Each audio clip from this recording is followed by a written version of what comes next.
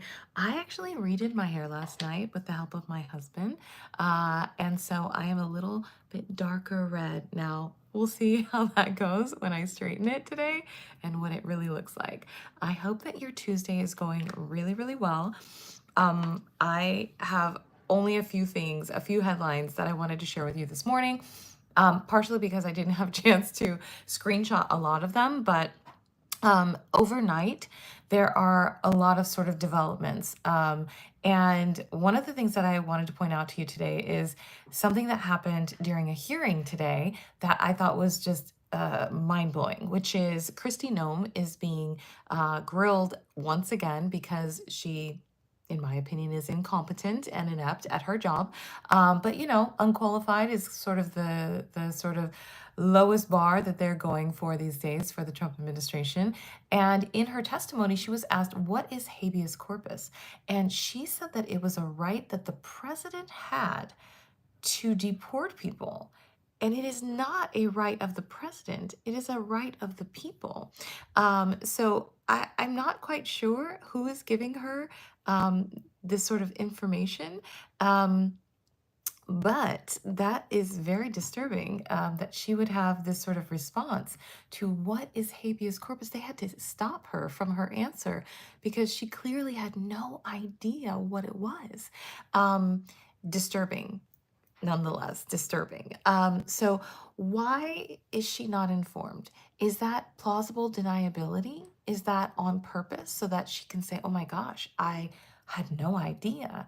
Or is she just that ignorant and uninformed just by choice? Like, it's so disturbing. And the fact that someone in this sort of position would not know or chooses not to look it up is alarming and should be alarming to a lot of people. So if you haven't seen the headlines already, Kristi Noem not knowing what habeas corpus is going to be detrimental to all of us, especially if she is going to go by what she has been told. That is kind of just crazy. So let's get into some of the others. Hello, Vivian. How are you? I am running a little bit late this morning, but I wanted to talk about this right here. We talked about this, I think, yesterday a little bit. Trump sides with Putin in Ukraine conversation. Now, this is not, like I said yesterday, this is not a surprise, right? So when we think about him saying that he's going to negotiate and he had this sort of call, yeah, we weren't expecting anything anyways, because we know that Putin is not wanting this war to stop. And the only way that he wants the war to stop is if he's winning. So if he's able to take what he wants, then yeah, they're going to stop the war. But that doesn't mean that he wouldn't restart it again and continue on into another country or to take over some of their territory. So this sort of Trump siding with Ukraine or siding with Putin over Ukraine, it's kind of to be expected at this point. I wanted to show you a little bit more of this article. It says Ukraine and its European partners are pushing for a 30-day ceasefire to allow time for talks on a permanent peace agreement to start. Moscow has refused, insisting on talks now on a final deal. But here's the thing, it's fine if they want to get to a final deal.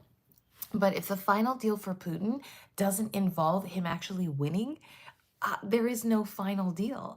It says, but by announcing after his call with Putin that Ukraine and Russia would now hold talks as only they can on a ceasefire and ultimately an end to the war while fighting the rages, Trump sided with his friend in the Kremlin. And just by saying as only they can, people are speculating that he's just going to give up, that Trump is giving up, even though he was the one who said that I can end this war in a day. It will be done on day one. Like, didn't he say something to that effect? Like, really? Because you are so busy ruining our country that you don't really have time to get into the mix with other countries. It's kind of horrible. And speaking of which, let's bring up Kamala Harris again, because this is something that has been living on the page for CNN Politics for a little bit. It's under the subscriber, like the paywall. But just the headline, inside Kamala Harris's deliberations over her political future.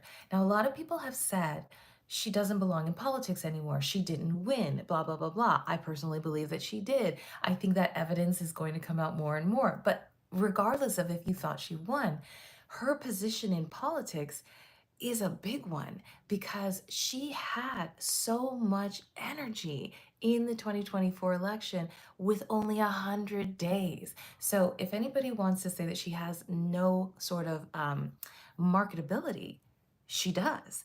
And whatever she decides to do in politics is her decision. Now, my personal opinion is she has a lot of support still in the Democratic Party. And if she chooses, she could reintroduce herself to the American people with the amount of time that most people have in order to have a campaign, not the sort of timeline that she had for this campaign. But people are still speculating over her future because she is such a force.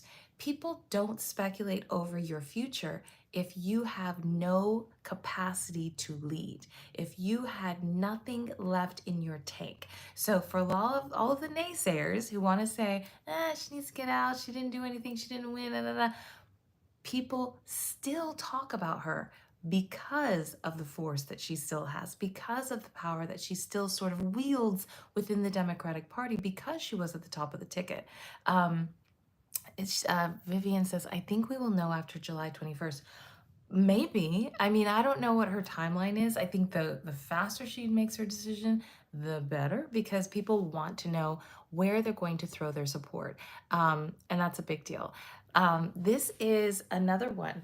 If we've been looking at sort of the Middle East in the past, few days with the trip that Donald Trump took, the UK pauses trade talks with Israel as pressure grows on Netanyahu to halt Gaza siege. This is a big deal. These are real people having real issues in the middle of being erased from their own land, technically. Now people are arguing over whose land it really is and who controls the land and all of that. But the UK pausing the trade talks is a bargaining tool, right? This is leverage that they have. Now, I'm not sure, how this is going to play out, but it is going to force the hand of Israel because when you stop talking about what we're going to give to certain countries, people start listening. Now, the trade talks that the United States has been kind of going forward with as far as tariffs, that hasn't really budged a lot of people in one direction or another. But if you stop talking altogether, that could really force the hand of Israel. Let's see. I have no idea what is in my comments. You got any favorite bands you might want to listen to? I don't know right now. I feel like I'm on like a 90s playlist right now. Like a lot of the people, I actually was listening to Jodeci on TikTok yesterday. So I apologize. I'm gonna have like a favorite playlist. If anything, you might want to go to like the DNC's roll call. They have a playlist on Spotify that was pretty good. Let's go to another one. This is happening right now, the Diddy trial. And just as like a very short update from yesterday, they started off with Cassie, I believe, and then they went to, or I don't know if they started with Cassie, but they did have one of the sort of escorts on the stand. They had Cassie on the stand. They had Don Richard on the stand. They had Cassie's best friend for years on the stand. I think her name was Morgan. Or at least part of her name was Morgan. I mean, there's so many people I'm trying to keep track. They keep mentioning somebody named Gina, that was sort of another love interest of Diddy's. And there was some sort of, not love triangle, but some sort of jealousy sort of talk on the stand at one point. They, I believe, interviewed his assistant as well. I was trying to screenshot a little bit of that from earlier. Combs called Ventura moldable, I believe, to his assistant. Says, on cross-examination, defense attorney Mark Agnifilo returned to David James's testimony that he overheard Sean Diddy Combs tell a business associate that Cassie Ventura was moldable and that he had her right where I want her. She's young. So I mean, some of this stuff now, whether or not it's hearsay, whether or not they actually heard it, it's like firsthand, blah, blah, blah. I mean, there's a lot going on here. And I think that a lot of people think that this is all about their, like, Cassie and Diddy's relationship. And people need to remember that this is a federal case and there's so many other charges that were brought as far as like racketeering and, I think trafficking and all of that. So I think what the prosecution is trying to do with these witnesses that they are calling is basically establish a pattern, alleged pattern of sort of this dominance, this sort of threatening style of behavior on behalf of P. Diddy potentially. The sort of go along to get along mentality of like a lot of security staff and people who supposedly did not intervene when they when people probably should have intervened, people being paid off as a sort of silencing mechanism. Even in the testimony about the best friend, supposedly she was going to say something, but then they offered her, I think it was $30,000. And so just the sort of like paying off of people to keep quiet about things that they had seen or heard or whatever, that sort of pattern, I think, is what they're trying to establish as well. And obviously this is all alleged because I wasn't there. And thank God, right? Now, this is the morning's news. Trump warns House GOP not to touch Medicaid, sources say. Now, that's in contrast with one big, beautiful bill, right? So it's really hard for people to navigate this headline on mainstream media where one side of his mouth is saying, don't touch Medicaid. And on the other side, he's like, find me $880 billion, right? Because he knows that the only way that you're going to find that money is if you touch Medicaid, right? And cut services that there it is. Whoa, that was bizarre. Okay, so this is something that I think is very, very interesting that he's trying to play both sides, especially with headlines like this. There's something I wanted to show you here. 23andMe, okay? Have you guys ever done 23andMe? Let me get to the beginning of this story. So Regeneron is going to buy 23andMe out of bankruptcy for $256 million. And if you've ever had this sort of 23andMe genetic testing, that means that they have your DNA. So that means that Regeneron is now going to have all of the people's information that participated in this. So like I said, they're buying them. 23andMe had been one of the best known consumer technology brands, life-altering stories of people finding relatives, blah, blah, blah, blah. But the firm, which was co-founded by this person, Anne, struggled to turn its genealogical business into a bigger, more lucrative health enterprise, okay? Now, it says one idea had been to use DNA to provide better medical care, right? And then it goes on to talk about they partnered with this drug maker, GlaxoSmithKline, which is a very big, well-known brand, to discover drugs, investing $300 million. Yet under the deal, 23andMe was on the hook for a big chunk of the drug development costs, and it bled cash, okay? So now they went through a bankruptcy, blah, blah, blah, blah, and they're going to be bidding in auction for 23andMe. So to me, I'm thinking this is an interesting sort of thing where they wanted to use this sort of information that they had gathered to sort of make a bigger health donation to the greater society, but eventually those health, how would you say, advances would have probably been pretty lucrative, except they kept having to find more money. So if you keep having to find more money and you don't have it, then you end up in this place. But then how do these people, the Regeneron people, take the information that they already have of all of these people's DNA and actually turn a profit? I'm not quite sure how that's going to happen, but it's an interesting place to be for a lot of people who have already participated in this sort of process. Regeneron has developed drugs for eye, immune, and other conditions, and its Regeneron Genetics Center has already sequenced the DNA of nearly 3 million people and have been studying the large-scale data. So in this case, they're talking about they're going to maintain the consumer testing business. Okay, so they're going to still do that, but they're also going to do much, much more. So who knows how that's going to turn out? One of the things that you need to be thinking about is what you're doing tonight. I don't know if you can see this. Let me get out of the way. May 21st at 1 a.m. Eastern time. So that is tonight. So as you're going to sleep, set your alarm. This is for the Rules Committee, who's going to be debating this particular bill, the budget bill, and how they're going to find $880 billion, which is basically cutting Medicaid benefits, cutting SNAP benefits, a lot of the services that people need. They're going to be talking about it tonight. So as we go into tomorrow, 1 a.m. Eastern time, 10 p.m. Pacific time, set your alarm, make sure you're watching so they know that as they think they're doing this in the dead of night, that people are actually paying attention. I think what they want people to kind of do is not be aware of how they're taking all these benefits from them in the middle of the dark or in the middle of the night, which obviously we know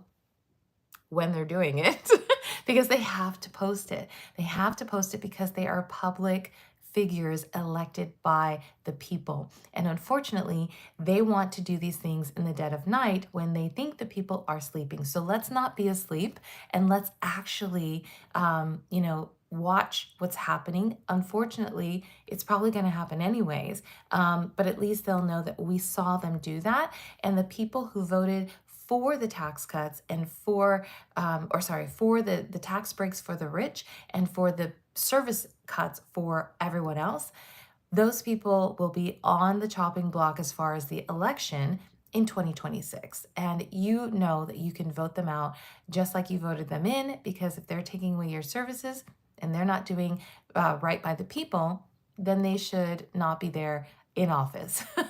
So hopefully you will set your alarm for this for tonight as we move into tomorrow, 1 o'clock Eastern time, 10 p.m. Pacific time for the Rules Committee as they debate the budget. And a lot of the stuff that's in the budget has nothing to do with the budget too. There is something about not being able to